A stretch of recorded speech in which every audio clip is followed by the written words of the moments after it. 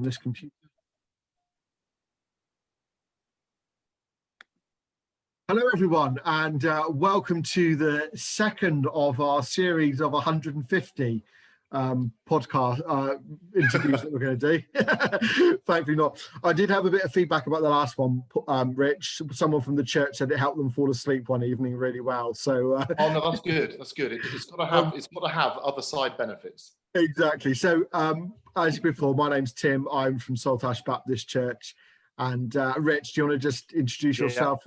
Yeah, Richard Matcham, minister at Taunton Baptist Church. Been here for just over a year, loving it, apart from the lockdown. Yeah, fantastic. Well, I've been at Saltash now 8 years in March, which seems a lifetime. Rich, last time we kind of spoke about what it means to belong. And we're going to look at another B today and what it means to believe.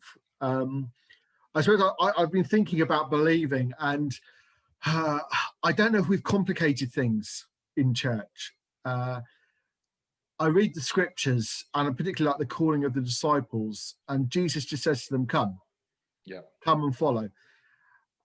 I think we've kind of complicated things a little bit. I mean, I know as Baptists, we've had a very interesting relationship with the creed, haven't we? You know, kind of sorry, Nick, you know, with the creed.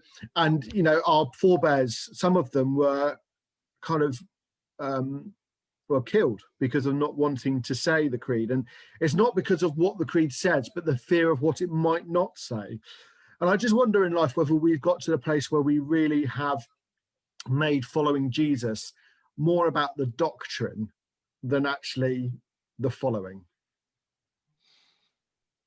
I don't think there's enough doctrine, Tim.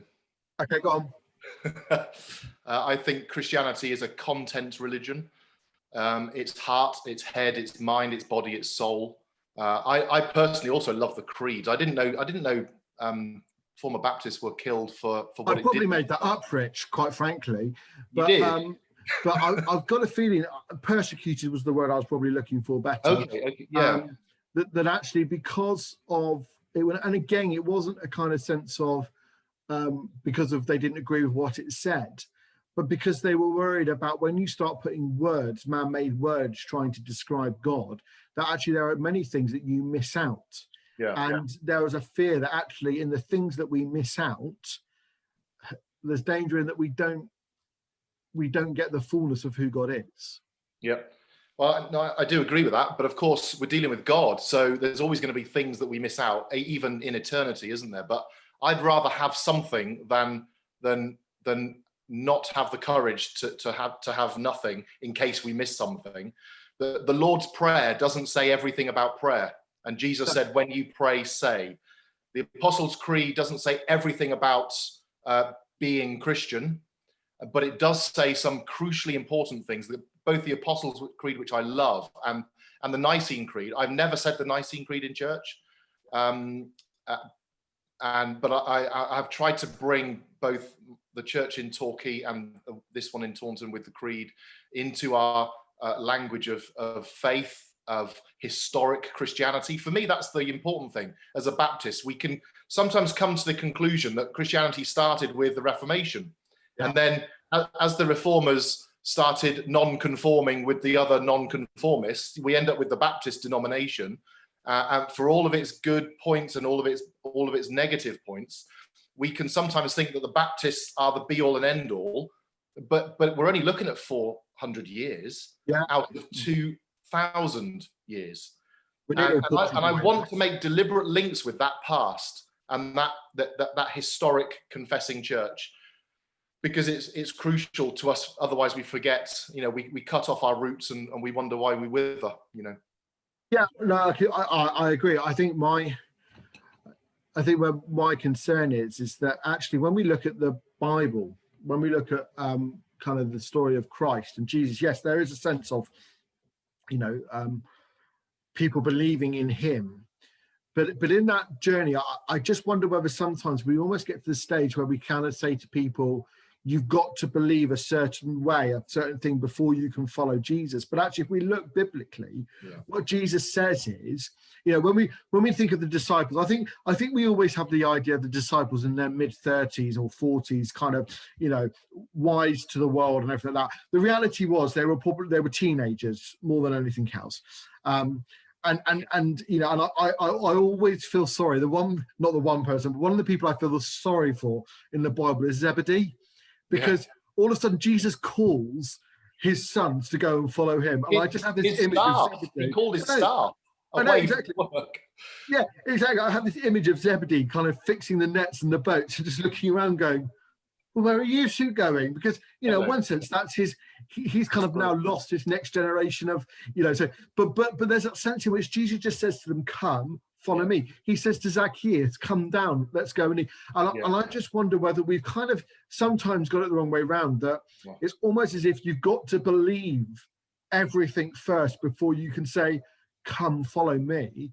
Whereas actually, I think biblically, Jesus is saying, come follow me from where you are, and we'll journey this together. And that's my concern with creeds, is they almost put a gatepost in that says, until you can recite this, until you can say it, you can't follow. Now, whether that's implicit or explicit, I just fear sometimes that the creeds can be doors that people are fearful to open. Possibly, but it can work both ways, can't it, Tim? They can be doors where people discover the richness of Christianity. It's rich historical, intellectual tradition, among other things, rather than a kind of sentimental, dumbed down religion, which it's not, which some people would like it to be. It's definitely not a dumbed down, sentimental religion. But don't forget and I know, Tim, that you're a disciple of Christ like I am, but we know that when we left our nets, or when we came down the tree that we were in and had a meal with Jesus, that was the beginning of the discipling. That was the doorway in. You're right, it wasn't contingent upon what I currently believed, or even my faith. Even now, I don't know everything about the Trinity or church history. Breaking news, people! Breaking news. I always thought you did. I know. I try and give the impression that I do, but because, Tim, it's not about that. But I do want to discover God in those things, which is why I love this lot behind me, my babies. I love these things because there's so much more to get, and for some people, that's the doorway in. But I would want to say the creed in a church service, and encourage others to say it, even if they don't quite yet believe it, because it might become that doorway, that portal into faith. Just to interrupt you, Rich, there was a lovely lady at my first church called Stella Reed. She was the ex-librarian, actually, at Bristol Baptist College, way before we got there. And something she said to me really stuck, and I mean really stuck. And it was to do with songs, actually. So it's a slight tangent. But she said, Tim, sometimes we sing songs not because we believe them, but because we want to believe them. Yeah, that's great. And that's really stuck with me. Yeah. And yes, I think for me, there's that sense in the creed, isn't there, as well? The Nicene Creed, whether you put the Filioque clause in or anything like that, Rich. Look at me. I know. I've never even mentioned that in church life, but I'm sure there are loads of people. You can look that up if you're watching this.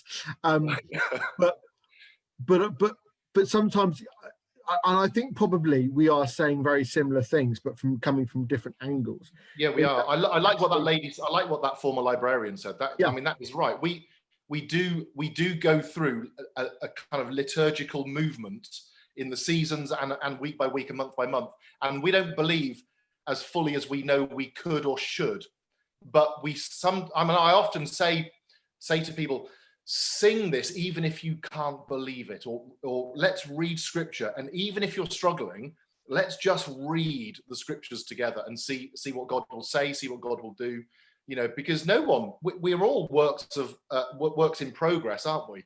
Yeah. And we're all being shaped by the potter, and we're all being transformed from one degree of glory to another, as Paul says in 2 Corinthians. There's always more of God to be had, and that's what fires my hunger and my passion for seeing this this God in Christ made known in the world. That's what does it. And there's always more. But our songs are liturgies. Our songs are all creeds, aren't they? But do you think then actually what we're both saying is this message of we say it, we sing it, or whatever we do to it, I mean, using Stella's analogy or her saying, that actually there should be more of a message in church that we sing or say it because we want to believe in its fullness. Let me just give you a couple of examples. I mean, I usually say that when we sing a song like All to Jesus, I Surrender, because we know we sing it. And I know there'll be people in the congregation that sing it going, well, I'm not quite sure. Maybe when we say the Lord's Prayer together, there's a sense in which we need to be saying it, your will be done on earth. Now, for some people, that might be a challenge to say, but if we are saying it in the sense of we want to believe it, and I wonder whether that message in our church life needs to come more and more, because I think, and I've seen it in new Christians, they turn up to church, they're there for a few months, and they look around and they think, wow, these people have got it tied up. They know exactly what they believe. They know, they're confident, and I know that there are people sat in my church who might look confident, but actually share with me that said, so, with someone the other day, and they said, Tim, 80% of the time I believe, but there's 20% when I really struggle. And I just wonder whether actually the way we introduce people needs to change, so that actually when we say these things, when we sing these things, we say to people, look, we're on a journey as well. This is not the definition of everything that we believe in and we are certain beyond doubt. No, well, I think any culture that communicates that, Tim, is a wonky culture, and that's what would need to be challenged. I'd be very surprised if that's happened in a church where you're the pastor. But there'll always be people that will go to church as a kind of social front for goodness and righteousness and good deeds and nice person. But Christianity is far more than that. It is about transformation and ultimately sanctification, isn't it? It's like the beggar's prayer, isn't it? Lord, I believe, help my unbelief. And you're right, the culture of a church is about honest relating to God and to each other. And that's why church life can be so hard sometimes, because we have such a mix of people in there, don't we? We have the nominal, we have the hardcore serious, missionaries, evangelists, teachers, preachers, pastors, retired, whatever it might be. And we've got people who are just coming to faith out of a really chaotic background, and they're busy with their family and their work, or they've got difficulties in their relationships or whatever. And the church should be a good place for everybody along those, wherever they are on that spectrum. Lord, I believe, help my unbelief. You're right, it is not about saying, I know everything and you must believe like this. I wonder whether on our songs and stuff, Rich, where we have to put our CCLI license, we almost need a little disclaimer underneath there that says something like, sing it not because you believe it, but because you want to believe it, or but it is that that is that sense. And I think there's a for me, and I'll go back to where I started with this, there's a really biblical element for me of the welcome of Christ that doesn't require I'm not going to say it doesn't require belief, but I'm going to say it requires a very simple response. And actually, I think what we just need to be careful of is that we are not looking for more than that response at that early stage. No, I agree, totally agree. And actually, Tim, you'd have to bespoke that. I don't want to use the word, what you've just described as a formula, but you'd have to bespoke that for every single individual. Some people need it to be as clear, as concise, as simple. Other people don't need simplicity. Other people need content because they're made differently, they're wired differently. So it's. I remember. I love reading. Have you read G.K. Chesterton? No. He's like a really he died in 1936, so former generation. But he's like a really eccentric journalistic theologian. His writing on Jesus in The Everlasting Man and his 2 books on heresy and orthodoxy are just magnificent. He said that he said the human mind, and when he's talking about the mind, he's doing what the Gospels do. He's saying heart and mind together. When they're hungry, it's designed to finally clamp down on some truth, some facet of what it is to believe. Like you've got a box that's just empty, and it's just there.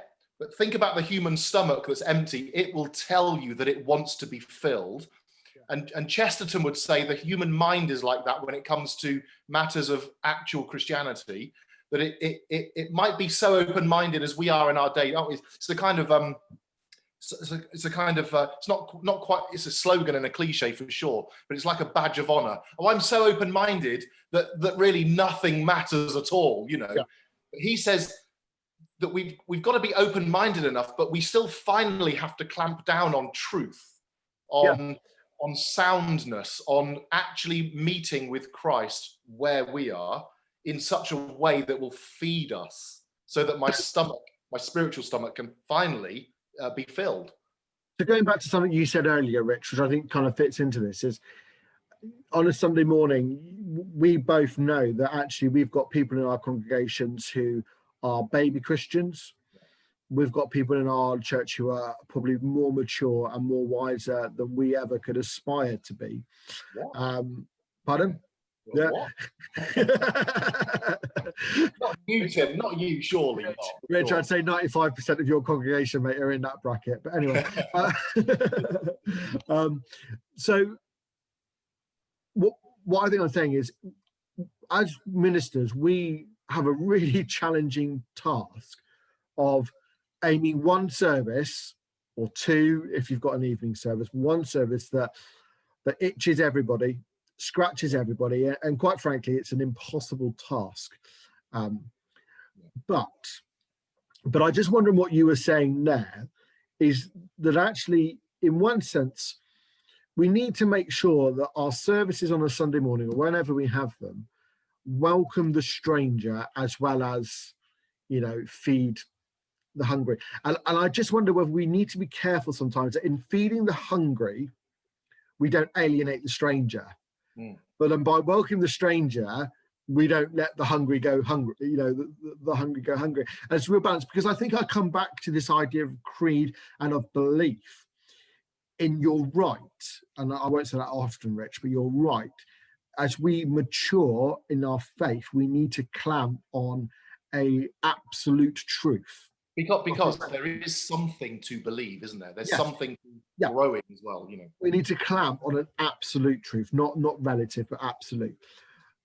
But the danger is in clamping on that, it does almost make it like a hurdle for the person coming in, and I just wonder whether actually it's not about not doing that, but it's about the language that we use. And I think, as we've been saying, it actually says this is something to aspire to, not something to it's not a tick list. It's something to aspire to. You know, I believe in one God. I can do that. Yeah, I can do that. No, that's right. It should never be a tick list, Tim. You're right. But you don't want that person coming in. Let's assume that you've bespoke a response to a person who's at first a stranger, but then is getting to know you, the church family, and the community that they're in. You don't want them to be in the same position a year later. You want them to have moved in the knowledge of the Son of God who loved them. Yes. You know, there's something to be had there. But I agree with you, Tim. I don't think it necessarily means that a stranger will not be able to understand a single word of an established church community. I'm kind of more inclined to say, look, come along, join us, be part of it. Eventually, you'll start to pick it up.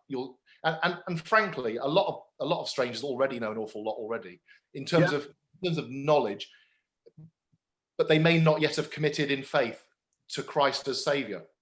It's that head knowledge to heart knowledge, isn't it, Rich? It's head and heart. I mean, I try not to make the distinction, because my heart is moved not independently of my head. Yeah. And sometimes I'm reading the most incredible theology, and my heart is moved because I'm reading something fantastically amazing about what God has done in Jesus Christ on the cross for us. But that's a process, isn't it? Because I still think there is an element in which, when, like you say, when something theologically touches you, it is a head-heart moment. It's not and or. But I do see some people who come with all the knowledge of God. Yeah. I don't see many of them, though, Tim. Let's be honest. We don't see many of them, but we. No, but you see people, and I remember someone who came on our Alpha course a couple of years ago now, who had far more knowledge about God than I did. In terms of theoretical, in terms of kind of scientific, but that hadn't moved from a sense of an intellectual thing. It hadn't affected their hearts. It hadn't given them the emotional aspect. It had just been a very factual matter of fact. So there are those who are around who quite frankly could read, and these days, I think one of the biggest things that I fear for Christians is YouTube. I love YouTube. I think it's great, but some of the stuff that's out there is just theologically off the wall, and the danger is that people watch these people on Facebook, YouTube, and I know it's a bit ironic because we'll be on YouTube as well. But hopefully we're keeping to each other to account. That just can go off the wall, and actually you end up with people coming in with the most preposterous things that they believe or conspiracy. But Tim, you're only saying that because, as I said earlier, there is something to believe. There is an orthodoxy to Christian faith, isn't there? But, there's a lot of great stuff. If you can find some good content on YouTube, you've got it made. But you're right. How do you navigate your way through that? If you're genuinely seeking, you'll find it. Yeah. The fact of the matter is, if someone is seeking but never finding Christ, they're not really seeking, because Jesus says, "Seek and you will find." If you're looking for me, I will be found by you. It is in the Old and New Testament, that claim by God. God walking in the garden, calling out, "Where are you?"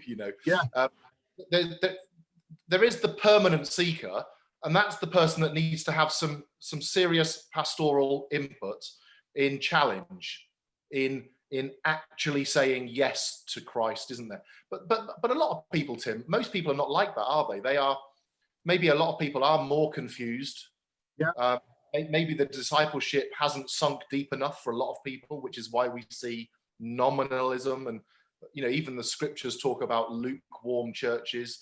We see that all the time, don't we? But it does come down to relating with God and relating with others, and how God sanctifies us and others in that two-way dynamic because he's in our life. Yeah, and you can see that in people, can't you? You see when that happens. Yeah, and I think you're right. And I think, there will always be those people who are never satisfied in terms of, there's almost, unless they have a road to Damascus experience. Yeah, and some people need that, don't they, Tim? Some people, I had that because I was so damned arrogant. I had to be flicked off my horse as I was charging off, thinking I knew everything. And that's how God got my attention. Yeah. Other people, they just say, I just love God. I don't know when that started. I just always have. And I love that too. It's just brilliant. I think the interesting, the Bible shows us the range of that. Doesn't it's amazing. There's no, like I say, bespoke. There's no one pattern or system or formula that you can pin God down and pin people down and say, this is how it must be for you, when Scripture itself testifies against that view. It's amazing, that diversity of... I kind of wonder, I'm going to go back to my original question in one sense, Rich, of... and I'm probably being a little bit tongue-in-cheek when I say this, so you'll have to forgive me, and I'm not quite sure what I'm going to say, but I know kind of where I'm going with it. Is there a danger, then, that we as churches don't sometimes match the breadth of God? So what I mean by that is, and I come back to the creeds and I come back to all that, and I completely see what you're saying, and I'm not arguing against that. But is there a sense in which sometimes we almost kind of put the creeds and all those belief boxes in front of people and say, if you can't tick every single one of these, you're not a Christian. And I just worry sometimes if that's a danger. And that's about understanding the creeds, understanding prayer. I mean, for me, the Lord's Prayer is vitally important. And I've been asked, why don't we say it every single week? I think for me, there is something about the Lord's Prayer that is a model for prayer. It doesn't mean that this is the only way. It doesn't mean that actually you have to say the words exactly as they fit on the page. What the Lord's Prayer gives us is a model that says we should ask God for things. We should put God in God's right place. We should ask for forgiveness. So there's a model. And I wonder whether actually we sometimes need to see those creeds as models that kind of, are not a tick list. Because I think the breadth of God is far wider than the creeds that we have. Yeah, they are. We agreed that 20 minutes ago when we said that they don't say everything. But I don't know whether you've had what type of experiences you've had, Tim, because I've never had. Maybe this is why we're slightly different in the way that we're talking about this, because I've never come across anybody in a church that's walked up to someone and said, "You must believe like this." That there are 3 words, Jesus is Lord. And as Stanley Hauerwas said, everything else is BS. Yeah. And the first words of Jesus' preaching are repent and believe the good news. So there is something extremely simple about it, but there's a complexity behind the Jesus is Lord statement. There's a profound richness to discover who Christ is.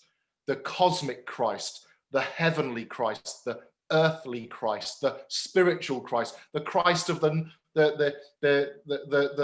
synoptic gospels, the Christ of John's gospel, the Jesus Christ of Paul, of Revelation, and all of them build this picture for us of who this Jesus has chosen through Scripture to reveal himself to be.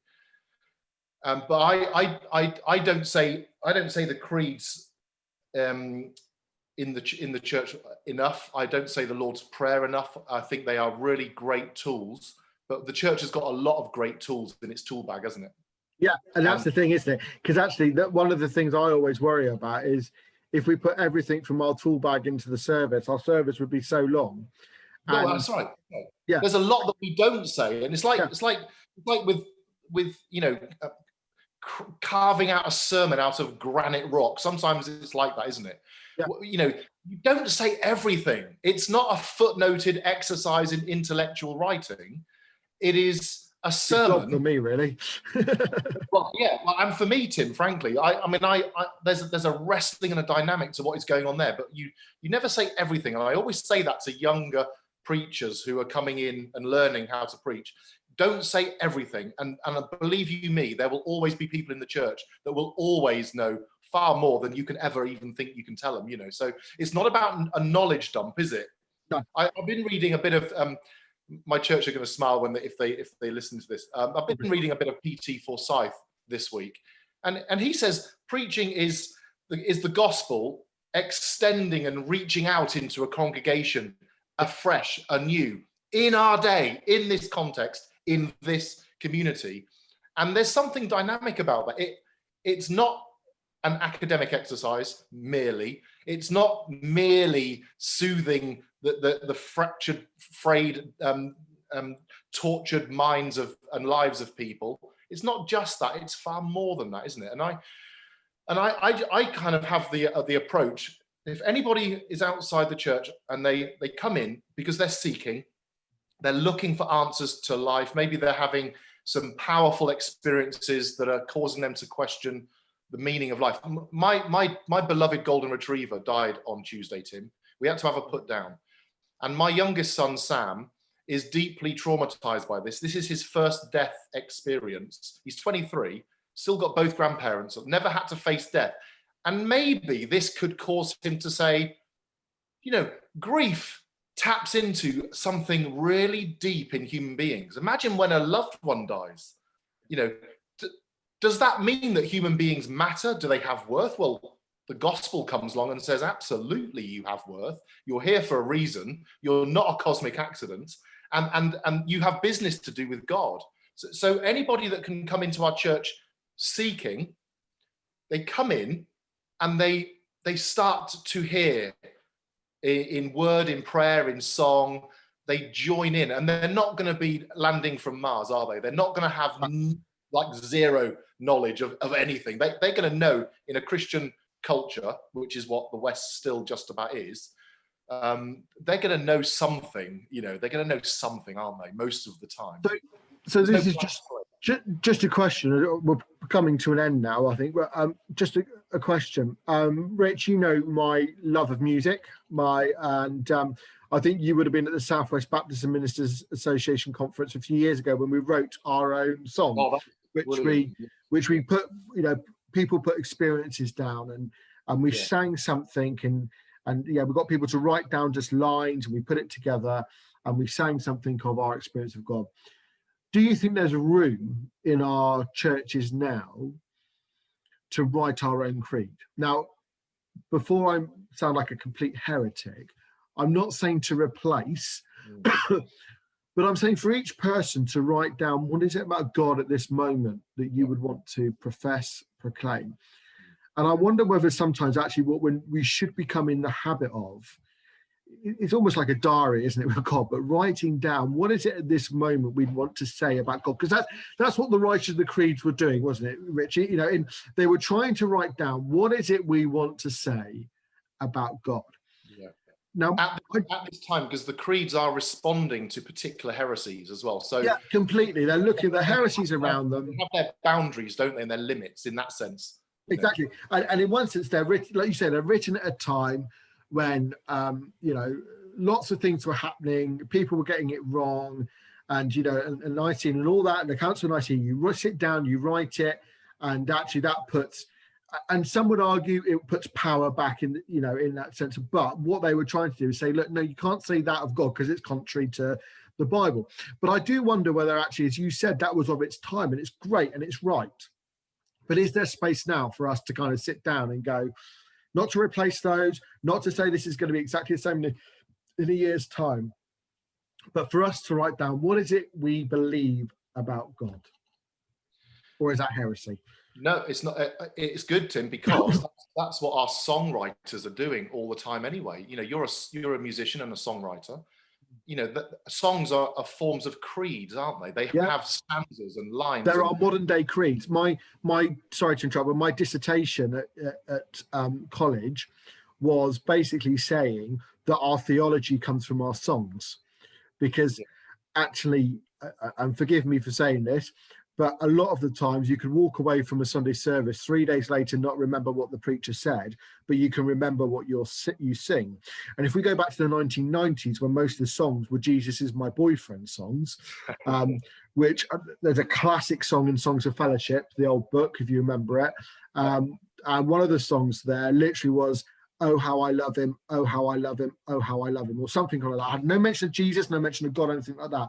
But if that is our theology that we're coming away with, that is our creed, we're in trouble. We are, and I think the church recognised that, Tim. We've moved away from that now. We've moved away, and I thank God for, although I know some issues on inclusive language, but for people like the Gettys and Townend, and all those kind of wonderful, and even a bit of a renaissance with Kendrick coming back, and all that. So I think we've. Pardon? I met Graham Kendrick in Cairo once. When I was there, it was an absolutely amazing guy, brilliant songwriter. Did he recognise you? Yeah, he knew who I was. But I think we that was the 1990s, and we've come away from that now, and I think our songs are far more deep theologically. But are they our modern day creeds, Rich? I know we're ending soon, but on all of a sudden I've kind of gone, well, this is a huge subject now. But are they our modern day creeds? I think they are, Tim, and but I would want to qualify that as well, because there is something to believe. What would you do with someone in your church that basically presented a Gnostic Jesus, or an Islamic? Well, Islam is effectively a Christian heresy in any case, because the Jesus they've got comes out of the Gnostic text. So how would you you would then have enormous pastoral implications if it was free. In a sense, it is free reign, but historic confessing Orthodox Christian faith does have something truthful to say about who God is and who Jesus is. It's not anything goes. So I think that should be the controlling sort of red line in the sand. Yeah. And anything within that, which is still, I mean, that's a deep river, Tim. That is a long, winding, powerful river to be swimming in any case. So it's not as if anything that you write about God goes, because that you will definitely end up with horror stories of completely, anti-Trinitarian, Jesus as the second person of the Trinity, or not really dying on the cross, or whatever it might be. You end up with a Gnosticism that is really quite a powerful influence in the postmodern world, where we're so open-minded, anything goes. That's not true, So exactly. Yeah, I want to encourage more modern hymn writers, as Graham Kendrick is, Tim, deeply, deeply saturated in the scriptures and the theological tradition. And we joke about Graham Kendrick. I mean, I remember we did a Churches Together event here at Saltash, and we did Shine Jesus Shine, because it's so difficult choosing songs for Churches Together, and my band absolutely slated me, and I haven't lived it down now. But for me, Graham Kendrick is a great hymn writer, and he's written one of the greatest lines in hymnology, which is From Heaven You Came, where it says, hands that stung. On Sunday. I put that one down because it's about God coming to earth in the form of a human baby, as the second person of the Trinity. From heaven you came, helpless babe. That's the incarnation right there, Tim. Exactly. But the line for me is hands that flung stars into space, to cruel hand surrender. And for me, I don't think anyone's written a better line, if I'm perfectly honest, in the whole, because it captures so much. But actually, to be honest, when we started thinking about the church, songs didn't even come into my mind, which is unusual for me. But I think, yes, and it just shows the responsibility of ministers, music leaders, whoever chooses the songs and the hymns on a Sunday morning, the responsibility, because actually we're coming to Christmas soon, Rich. Christmas carols. What have you got me, Tim? Pardon? What have you got me? A beard trimmer. Nothing will get through this. Yeah, Christmas carols, we love singing them, but theologically, Rich, we know they are terrible.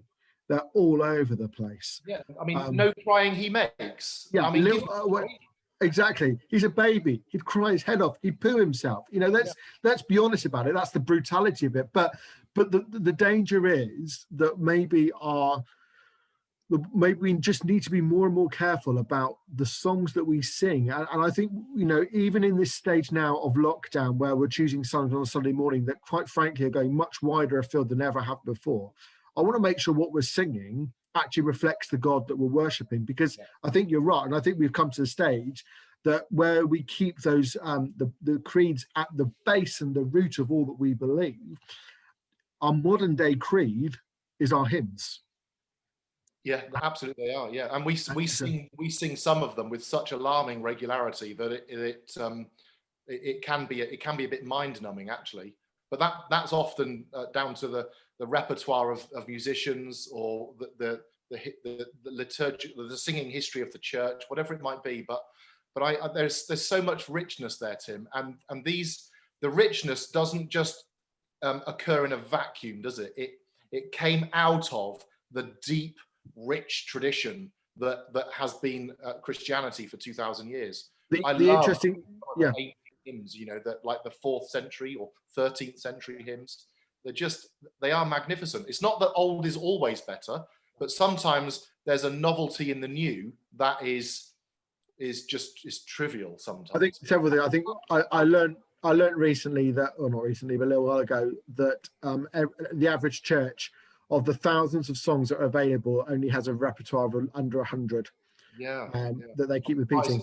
And I always have a joke with the Methodist minister here at Saltash that Charles Wesley wrote some great hymns. he also wrote some terrible hymns that have never seen the light of day. So, you know, there are some good and some bad that go. Rich, we better stop there. It's been good to chat, mate. And it's taken me in a completely different tangent than I thought we'd end up. But it's been good. We do want people, we want the people that we're responsible for to grow in their faith. And we want people who come in to go, I want some of what they've got. This is a good place to be. And that's about a culture that is gospel Christ-centered. And people pick it up, don't they? People do. Definitely. That's what always has happened. Tim, I love talking with you. We've got one more to do before we officially decide what to do with these discussions, but it's been really good. Really it's been great. No, it's been good for me. Rich, just one favor. Next time, if you could take the heretical book off your bookshelf next time, the one just over your shoulder, the one with the griff, the liver bird on the front. Liverpool. The Liverpool one. If you could take that off, I'd be much appreciated. So I try and find a way to get that in the background of most of my videos. It's really hilarious. Brilliant. God bless, Richard. Good to see you, and we'll chat soon. God bless. God bless, mate. See ya.